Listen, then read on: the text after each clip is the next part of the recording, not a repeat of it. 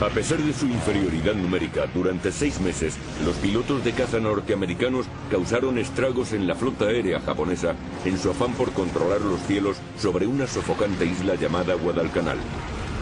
Su lucha en el cielo ayudaría a decidir el curso de la guerra en el Pacífico. Mediante animación por ordenador seremos testigos de los combates a muerte entre los robustos F-4F Wildcats y los mortíferos cazas japoneses Zero y Oscar. Presenciaremos la batalla, analizaremos las tácticas, reviviremos los combates aéreos.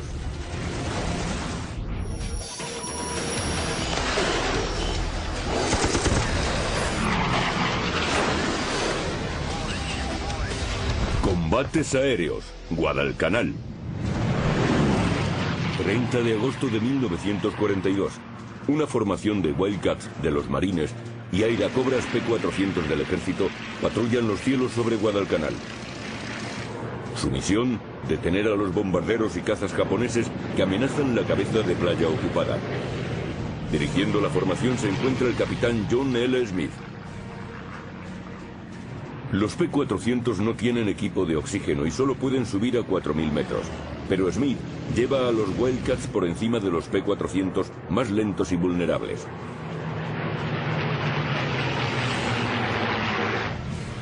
Smith rastrea el cielo en busca de aviones enemigos, pero no ve nada. De repente su radio empieza a emitir un mensaje. El capitán Smith recibió una llamada por radio de un P-400 que estaba combatiendo con varios cazas enemigos, los Zero japoneses. Un enjambre de más de 20 Zeros amenazan a los airacobras norteamericanos desde atrás. Los P-400 están aquí, los Zero aquí, atacando a los P-400 por cola. Smith y sus Wildcats están aquí, 1000 metros por encima. Los Zero no los han visto. No es que los marines usaran como cebo a los P-400. Volaban por encima de ellos para defenderles. Así, si les atacaba el enemigo, bajaban para espantar a los Zeros de la cola de los aviones. Los marines picaron al rescate de los airacobras. El capitán Smith se aproximó rápidamente y apuntó a un desprevenido Zero.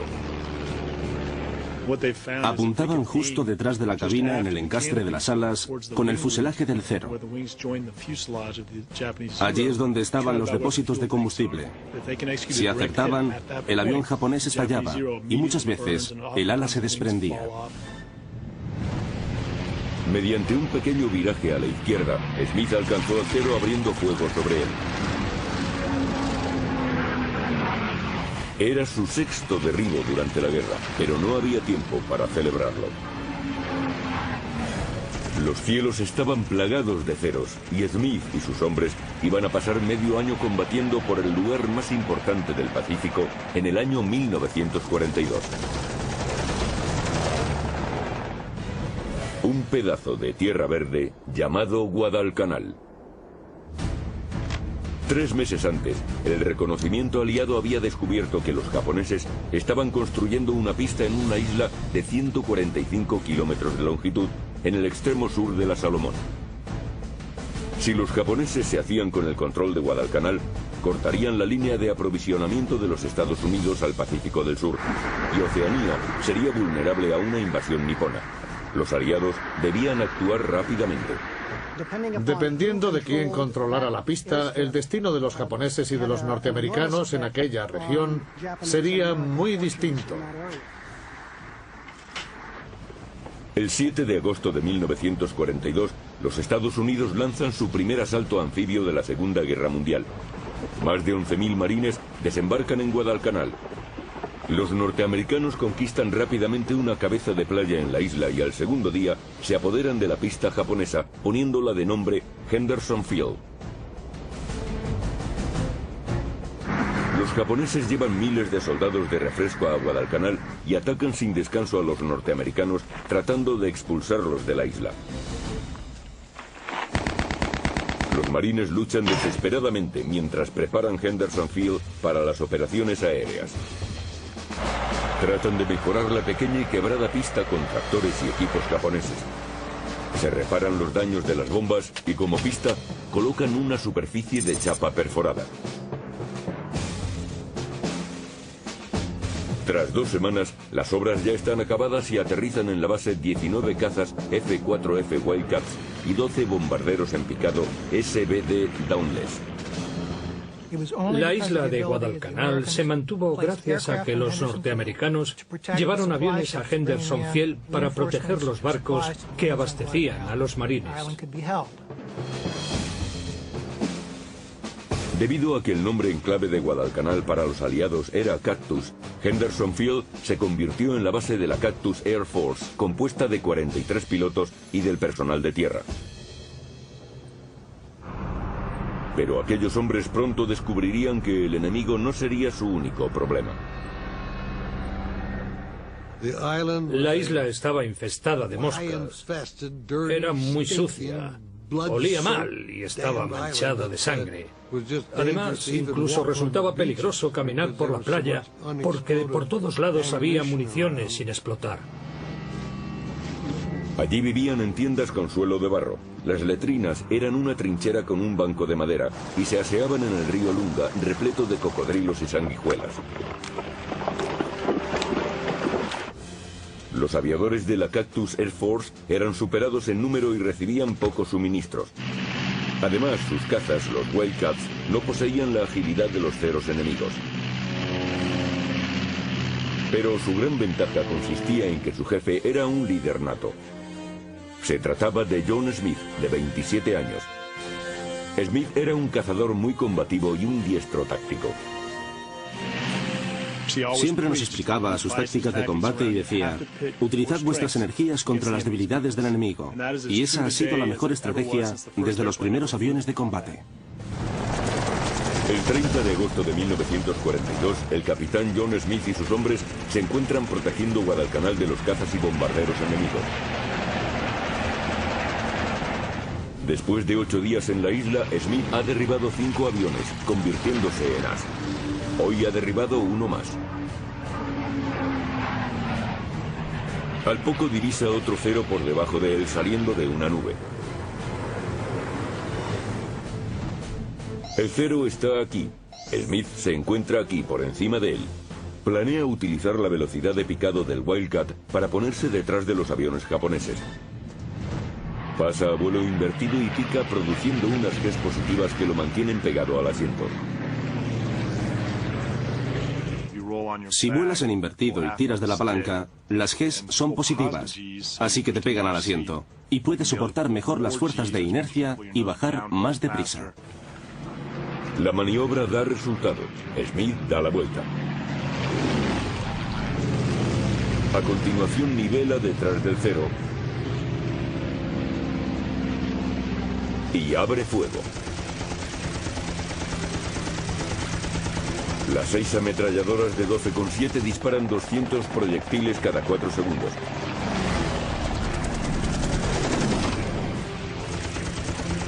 Los proyectiles incendiarios llevan fósforo que hacen arder los depósitos de combustible de los ceros. Pero cuando Smith se dirige a su segunda víctima, el cazador se convierte en presa. Un cero japonés se coloca justo delante. Por encima de la verde jungla de Guadalcanal, los aviones se aproximan a una velocidad combinada de más de 960 kilómetros por hora. Cuando 2 pilotos vuelan frente a frente, el que se desvía pasa a ser la presa. Para disparar, hay que seguir apuntando hacia el adversario y debe hacerse volando frente a frente. Cuando estuvieron a tiro, el cero abrió fuego con su cañón de 20 milímetros y Smith respondió con sus ametralladoras del 12,7. Es como un concurso de tiro al blanco, hasta que uno de los dos se desvíe o estalle. Ambos aviones son alcanzados, pero el blindaje del Wildcat es mayor y aguanta mejor los impactos. La abrumadora potencia de fuego del avión de la Marina hizo pedazos al otro avión. Lo hizo explotar.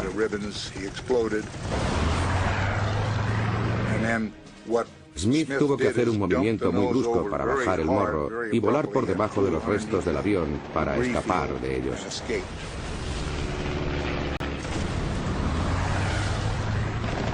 El Zero había echado un pulso al Wildcat y este era más fuerte.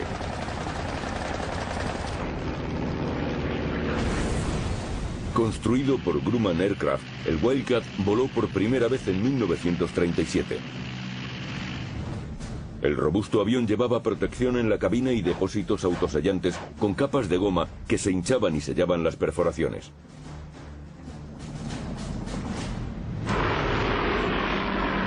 El Wildcat tuvo que enfrentarse al más famoso de los cazas japoneses, el mortífero Zero A6M3 de la Mitsubishi.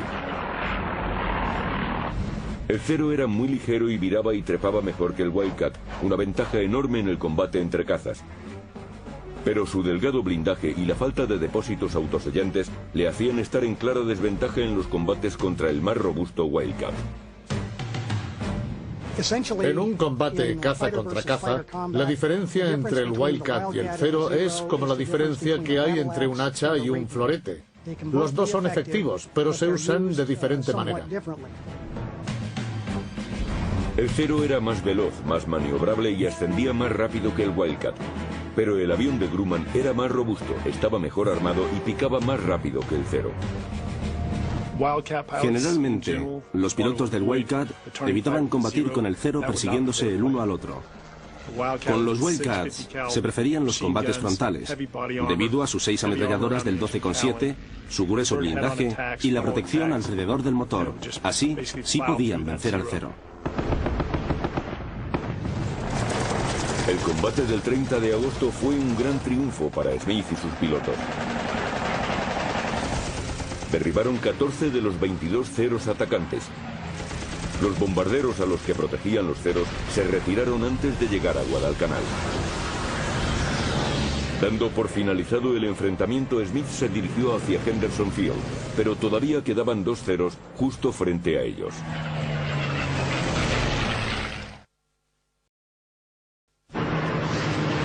De agosto de 1942.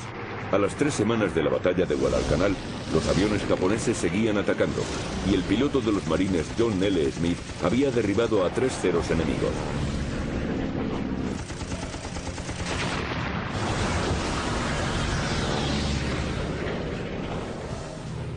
El capitán Smith pensó que la misión había concluido y regresó a la base. Entonces encontró 2 Zeros que estaban ametrallando a Henderson Field, así que, como cualquier piloto habría hecho, acudió a la refriega y luchó contra los atacantes. Smith vuelve a estar en inferioridad numérica, pero está por encima de los Zeros y estos aún no le han visto. Los Zeros están aquí. Smith está aquí, 240 metros por encima de ellos. Confía que mediante un fuerte viraje en picado se sitúe en la cola de los Zeros antes de que estos puedan reaccionar. Hace medio tonel y en invertido pica hacia el enemigo.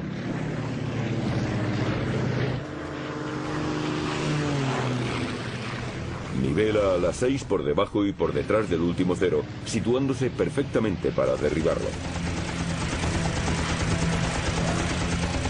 El Zero realiza una maniobra evasiva virando ceñido hacia la izquierda. Pero Smith lo había previsto y sigue disparándole con sus ametralladoras del 12,7. Disminuyendo su velocidad y abriéndose a la derecha, el piloto japonés confía que Smith le sobrepase. Pero Smith corta el motor y sigue detrás de él.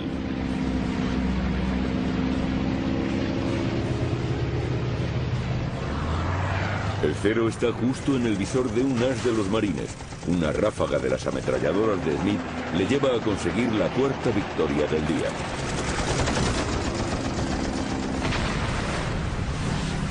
Es una victoria para el capitán Smith y un orgullo para sus hombres. Él mandaba con el ejemplo. Siempre era el primero en lanzarse al ataque contra una formación de Zeros. Y sus hombres le seguían hasta donde fuera necesario sin dudarlo.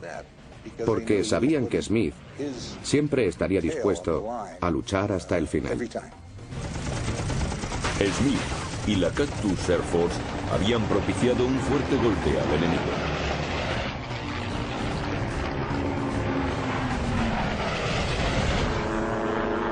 Pero los pilotos norteamericanos solo volaban por el día. No disponían de las ayudas de navegación y radar necesarias para combatir por la noche.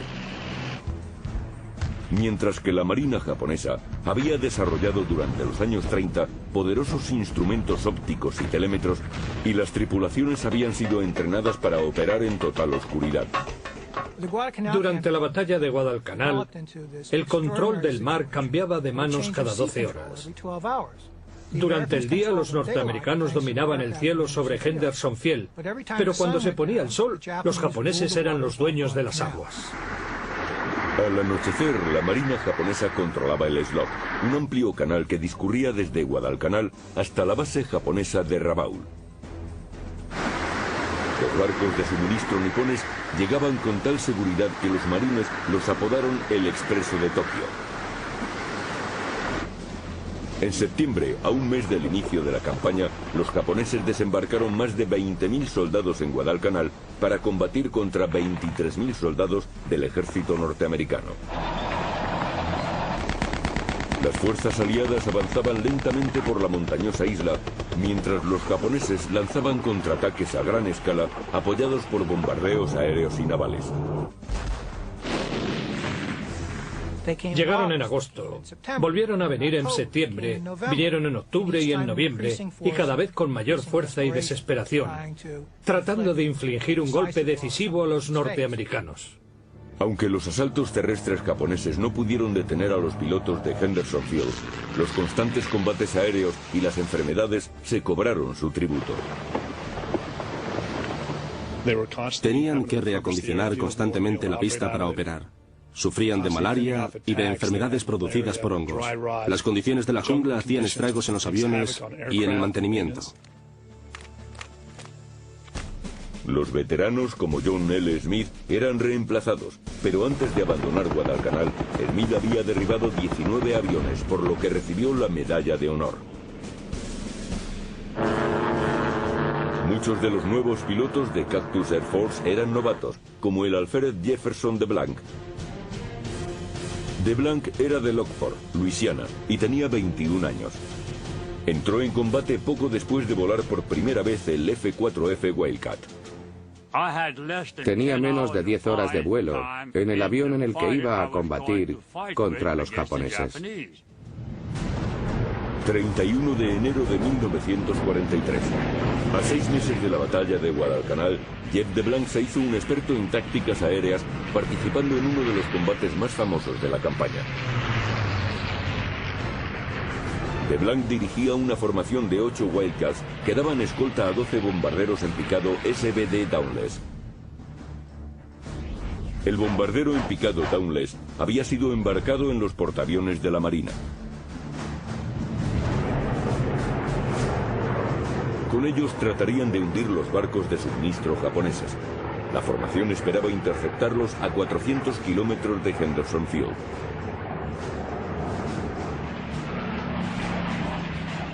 La idea era interceptar el convoy lo más lejos posible de la isla.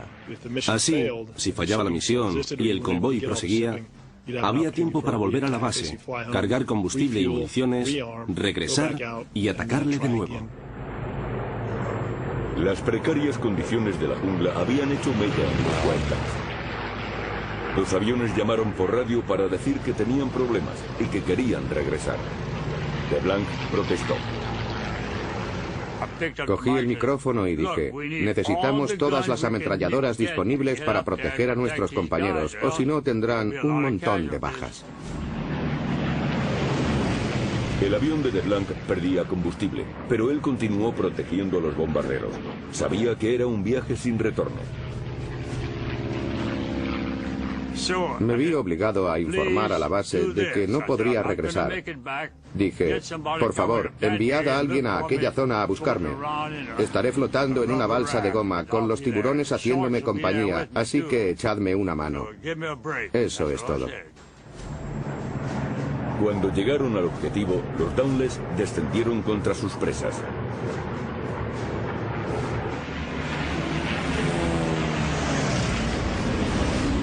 De repente, 2 hidroaviones japoneses Speed picaron contra los lentos y vulnerables bombarderos en picado.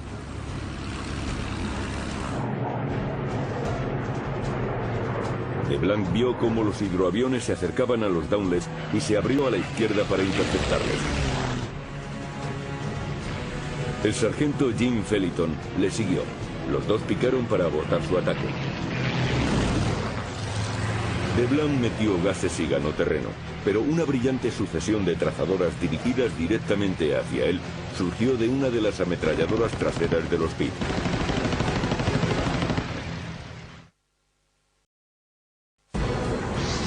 ...31 de enero de 1943... ...6 meses desde el inicio de la campaña de Guadalcanal... ...el alférez Jefferson DeBlanc se encuentra protegiendo a los bombarderos asignados a atacar el convoy japonés de suministros. Ahora pica para salvar a los bombarderos de 2 hidroaviones japoneses. Cuando se aproxima a ellos, el ametrallador trasero de un Pitt abre fuego contra él. Los artilleros posteriores de los hidroaviones son grandes tiradores. Cuando se tiene un hidro en el visor, es mejor no acercarse demasiado, porque el artillero de cola puede acabar contigo. Aunque se trata de un biplano, el Mitsubishi F-1M Pitt puede desenvolverse muy bien en un combate aéreo. Tiene un magnífico radio de giro y está armado con 2 ametralladoras en las alas y otra del 7,7 de disparo trasero. Las trazadoras pasan cerca de la cabina de DeBlanc, que derrapa a ambos lados para evitar el fuego del artillero japonés que tiene más cerca.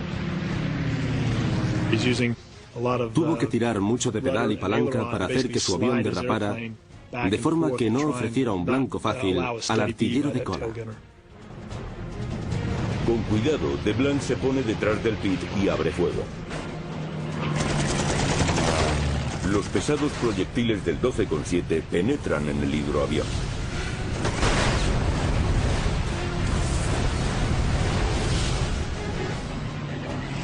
Forzando los 1200 caballos del motor de su Wildcat, DeBlanc se acerca rápidamente al segundo Pitt.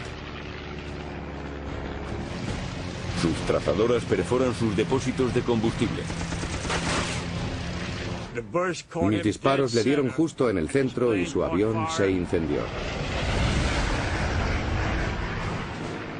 Y explotó.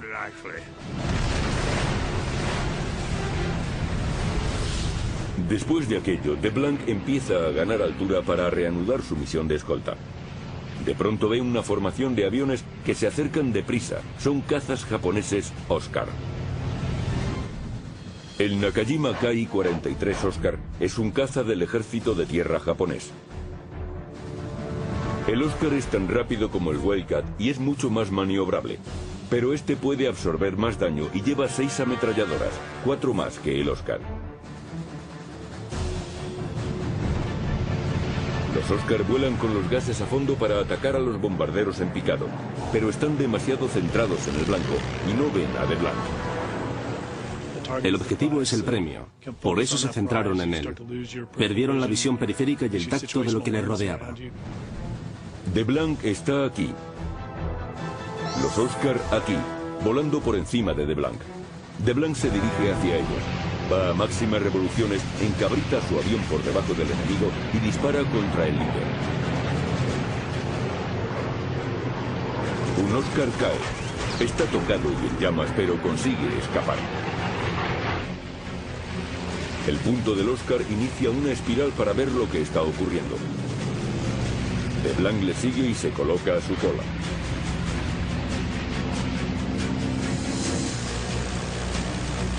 El Oscar ocupa todo su visor.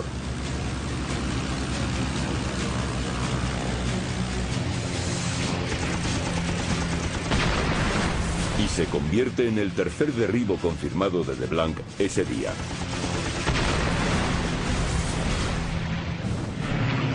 A DeBlanc casi se le ha acabado el combustible, pero decide seguir protegiendo a los Dauntless. Mi trabajo era proteger a los bombarderos en picado. No soy un héroe, simplemente obro de acuerdo con mi conciencia. Si no hago lo que debo, entonces estoy faltando a mi deber. De pronto DeBlanc se da cuenta de que los Oscar han dejado de atacar a los bombarderos y se dirigen hacia él. Los Oscar descienden para dar caza a DeBlanc y Felton. Estando en minoría, los dos norteamericanos revierten instintivamente a una maniobra defensiva clásica, la Thatch Whip. Es una táctica sencilla pero efectiva que fue diseñada durante la guerra por los mandos de la Marina Jimmy Thatch y James Fadley. Dos cazas vuelan a la par, separados unos 60 metros. Si el enemigo ataca a uno de ellos, los dos aviones se giran el uno hacia el otro, de forma que cuando el atacante sigue a uno de ellos, se convierte inmediatamente en el blanco del otro. Al ir uno hacia el otro, sus trayectorias se cruzan y se fuerza al enemigo a elegir a uno de ellos. Una vez que este se ha decidido, el avión adversario es atacado por el otro caza. La maniobra da resultado. Los Oscar no pueden atacar sin exponerse a las ametralladoras de uno de los Wildcat. Pero Feliton hace un viraje demasiado amplio con su Wildcat y acaba en el visor de un Oscar que va detrás de él. Sus proyectiles perforan el motor de Feliton. El Marine da un gran viraje con su Wildcat hacia la izquierda para salir del dominio de tiro y salta en paracaídas. Sin la ayuda de la maniobra de Wade, un Oscar consigue ponerse en la cola de DeBlanc. Este trata de quitarse el enemigo, pero el Oscar permanece detrás. Gene Sicrest, un compañero de escuadrilla que ha estado escoltando a los bombarderos, acude al rescate de DeBlanc.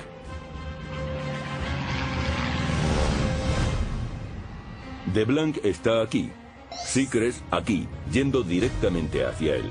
Se dirige hacia la cabina de DeBlanc para alcanzar al Oscar.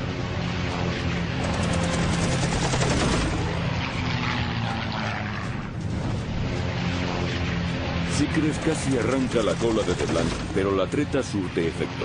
El Oscar se aleja. Cuando DeBlanc mira, tanto Sicrest como el Oscar han desaparecido. Entonces pensé que ya había tenido bastante. Sabía que si continuaba peleándome con aquellos tipos acabaría siendo hombre muerto. Di la vuelta y me fui a casa sin importarme la gasolina que me quedaba. La noche se acerca muy deprisa. DeBlanc está en una situación crítica por la gasolina y empieza a subir para alcanzar los Downes. Acaban de asestar un duro golpe a los barcos japoneses y se vuelven a casa. Pero antes de que DeBlanc pueda reunirse con los bombarderos, ve dos Oscar en su cola.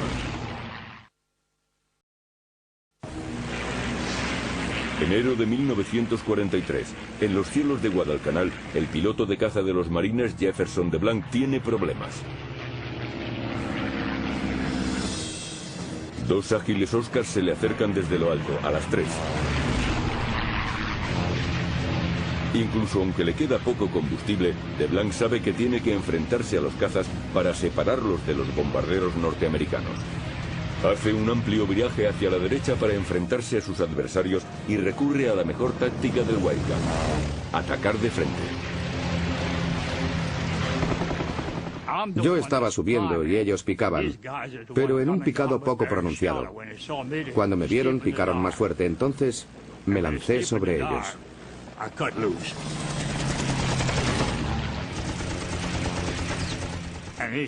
Y uno saltó por los aires, lo había cogido en el centro del visor, explotó todo el avión.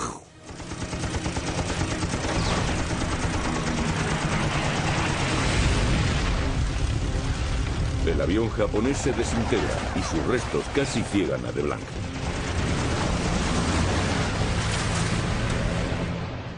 Su motor salió disparado y pasó dando vueltas por encima de mí. Fue una visión muy extraña. Nunca había visto nada igual. Y eso no era todo, porque delante de mí no había más que restos del avión que chocaron contra mi hélice y contra las alas. Pero no perdí el control, conservé el mando. El motor todavía funcionaba. Pero entonces DeBlanc se percató de que el segundo Oscar se acercaba peligrosamente por detrás. Me miraba como si ya estuviera muerto, convencido de que me haría saltar por los aires. Cuando se acercó nos pusimos a picar hacia el mar.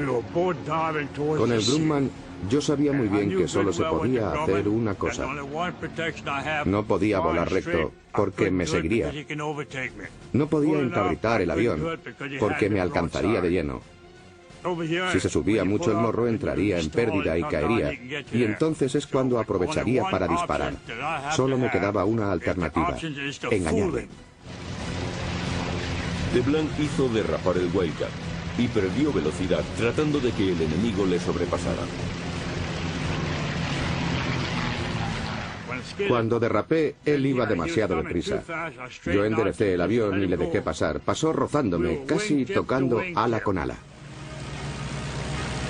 El piloto del Oscar trató de imitar la maniobra, perdiendo velocidad para situarse en la cola del Wildcat. Trató de ponerse a mi cola, pero no lo consiguió y me adelantó. Entonces le miré y él me miró también. Si me lo encontrara hoy en día, seguro que le reconocería. Fue una locura. Mirar en la guerra al hombre que vas a matar. Si alguien lo ha hecho, sabe de lo que estoy hablando. Con el Oscar a bocajarro, una sola ráfaga bastó para destruirlo.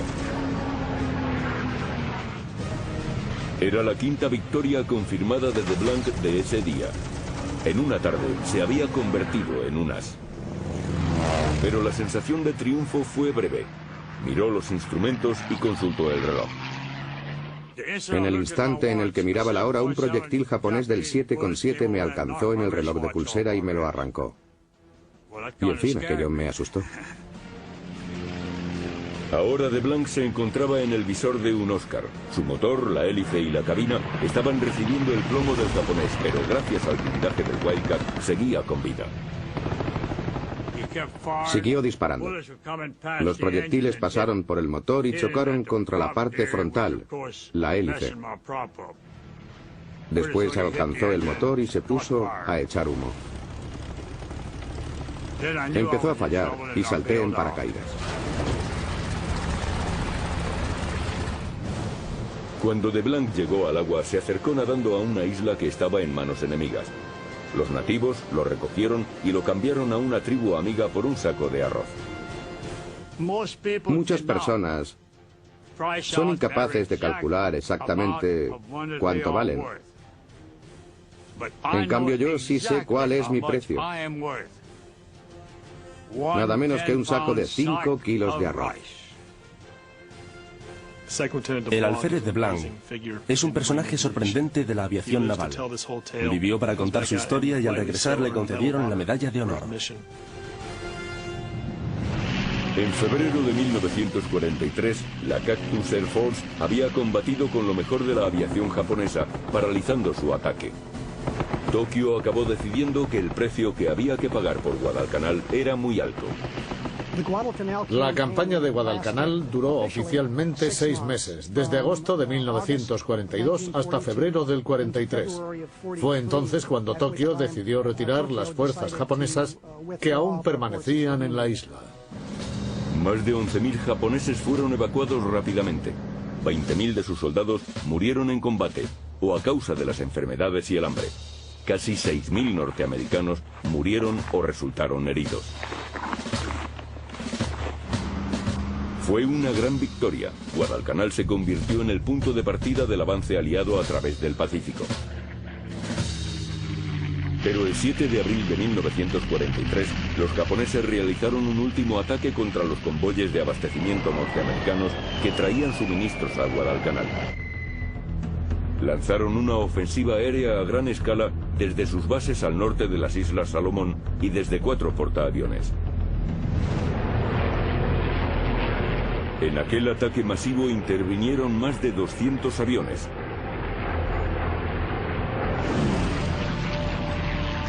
Cerca de Guadalcanal, 4 Wildcats al mando del joven teniente James Sweat patrullaban de rutina sobre los convoyes norteamericanos.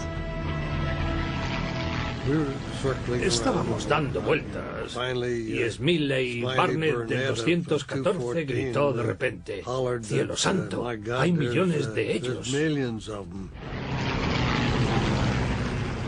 Miramos hacia arriba y nos quedamos atónitos. Había cientos de aviones. Parecía una nube de mosquitos. No podíamos dejar de pensar que era una misión suicida. Éramos solo 4 aviones y había de 75 a 80 bombarderos en picado japoneses y 150 ceros dirigiéndose hacia nosotros. La formación japonesa está aquí. Los cazas de Sweat están debajo de ellos, a 13 kilómetros. El enemigo no ha visto todavía a los norteamericanos. Sweat sube en dirección a los bombarderos Bal. Diseñado según el Stuka alemán, el bombardero en picado Aichi D3A2 Bal es un firme puntal de la flota embarcada japonesa. Cuenta con ametralladoras en las alas y atrás otra de 7,7 milímetros.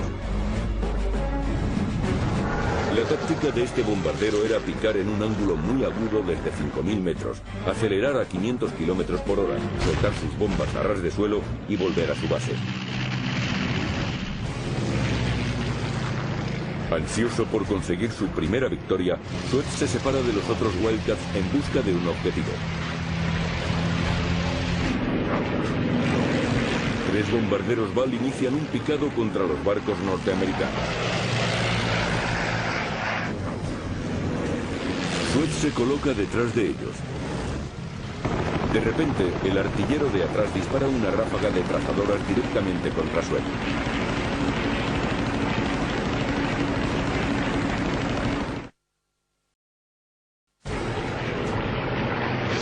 7 de abril de 1943, Japón realiza un último esfuerzo para vengar su derrota en Guadalcanal. El teniente James Sweat persigue a 3 bombarderos en picado japoneses Bal que atacan a un convoy norteamericano de abastecimiento. Los artilleros de cola de los Bal disparan contra el Wildcat de Sweat. Súbitamente, a 300 metros y con una sola ráfaga, estallan en llamas las conducciones de gasolina de un Bal ligeramente protegido. Es el primer derribo de Sweat. Elegí a uno de ellos, le disparé una ráfaga y estalló en llamas.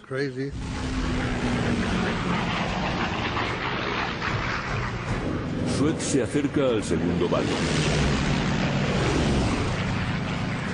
El plano derecho del bombardero resulta acribillado con la primera ráfaga. Una segunda alcanza al fuselaje. Tras derribar 2 aviones en 2 minutos, Sweat se enzarza en una refriega con la ametralladora del 7,7 del último bombardero. Los proyectiles silban cerca del Wildcat. Pero de nuevo, los proyectiles incendiarios de Sweat alcanzan al combustible del adversario. Acto seguido surge una violenta explosión cerca de su ala izquierda. Es fuego antiaéreo amigo que abre un agujero al Wildcat. Sweat saca a su caza inmediatamente del picado.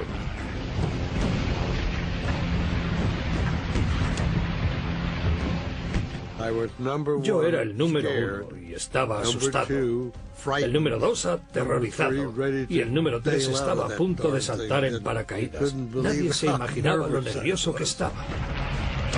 Sweat sigue subiendo dispuesto a acabar la misión, pero entonces divisa una escuadrilla de Bal justo ante él. Han soltado sus bombas y se dirigen a su base. A pesar de su daño, Sweat se acerca a los Bal por detrás.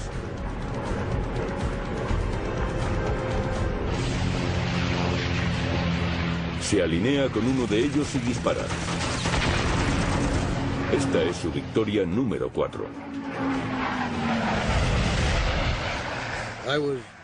Iba por debajo de ellos, para que los artilleros de cola no pudieran dispararme. Cuando les mandé una andanada, levanté un poco el morro y disparé una ráfaga corta. Fue fantástico ver cómo ardía. La estricta disciplina de vuelo de los aviadores nipones les exigía permanecer en formación sin emprender acciones evasivas. Uno tras otro fueron cayendo mientras les iba dando caza, más o menos desde esta posición. Les disparaba. Solo necesitaba 1 o 2 ráfagas y caían destrozados, envueltos en llama. Los hacía explotar en un abrir y cerrar de ojos. Una quinta víctima surge ante las ametralladoras del Wildcat. El artillero salta para salvar la vida justo antes de que el avión pique contra el océano. En su primera misión de guerra, el marine novato se ha convertido en as en menos de 15 minutos. No obstante, los restantes Val siguen en formación. Sorprendido por su suerte, Sweat lleva a su avión a la cola de un sexto Val, derribándolo tras una corta ráfaga.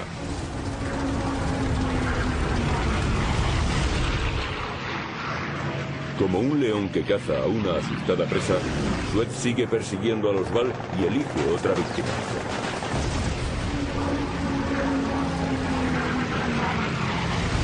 Un penacho de humo marca su séptimo derribo.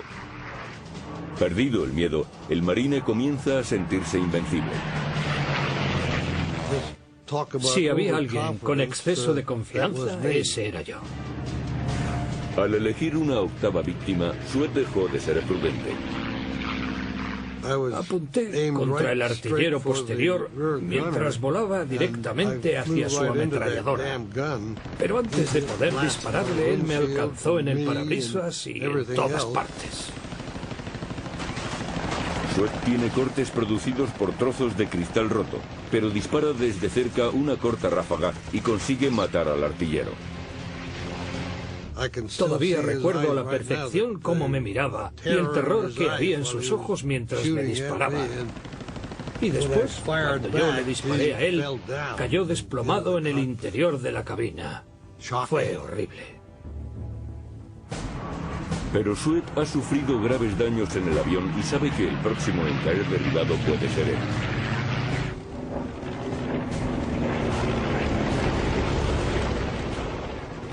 Me alcanzó en el radiador de aceite y el motor empezó a funcionar mal, porque la presión de aceite cayó en picado. Entonces pensé que lo mejor sería escapar de allí. El motor de Sweat empezó a fallar. Decidió saltar cerca de la isla Florida. A eso de 1,5 kilómetros de la costa, más o menos, mi motor se paró bruscamente. Simplemente la hélice dejó de girar. No podía hacer nada. Traté de sacar los flaps, pero por alguna extraña razón solo funcionaron los de un lado. Probablemente fue a causa del agujero que había en el ala. Sweat hizo un amerizaje de emergencia, pero al dar con el agua, su cabeza pegó contra el panel y se rompió la nariz. Y lo peor fue que quedó atrapado en el avión. Me posé sobre el agua y me hundí junto con el avión entre unos 5 y 10 metros. No podía salir. El atalaje de mi hombro se había quedado enganchado en la anilla para liberar la balsa, justo por encima del hombro derecho. Lo pasé mal para salir de aquel maldito avión. Al llegar a la superficie, Sweat fue rescatado y pasó 6 días en un hospital. Cuando volvió a Guadalcanal, se enteró de que había sido propuesto para la medalla de honor. Hoy conserva esa medalla, pero también el recuerdo de aquel artillero. Noche tras noche, aún sigo viendo la cara de terror de aquel artillero cuando lo maté. A Sweat y sus compañeros se les unieron más de 70 aviones de Henderson Field. La Cactus Air Force pudo devolver el asalto a los japoneses que nunca volvieron a pasar a la ofensiva en el Pacífico. Los hombres que lucharon en aquellos combates pueden estar orgullosos de haber cambiado el curso de la contienda. Fueron personas que lucharon y vencieron en circunstancias extraordinarias. Demostraron a todo el mundo que poseían lo que se necesitaba para vencer en la Segunda Guerra Mundial. En la batalla por los cielos de Guadalcanal, los pilotos de la Cactus Air Force realizaron más de 2000 salidas, destruyendo más de 425 aviones nipones. Una relación de derribos de 4-1. El legado de aquellos pilotos es sorprendente. Las lecciones aprendidas de ellos siguen sirviéndonos en la actualidad. La batalla de Guadalcanal representó un hito en la historia de los marines norteamericanos. Dirigidos por hombres como John L. Smith, Jeff DeBlanc y James Sweat, Este grupo de aviadores se sobrepuso a las circunstancias más adversas, enviando a algunos de los mejores pilotos de la Marina Imperial y del ejército japonés al fondo del Pacífico.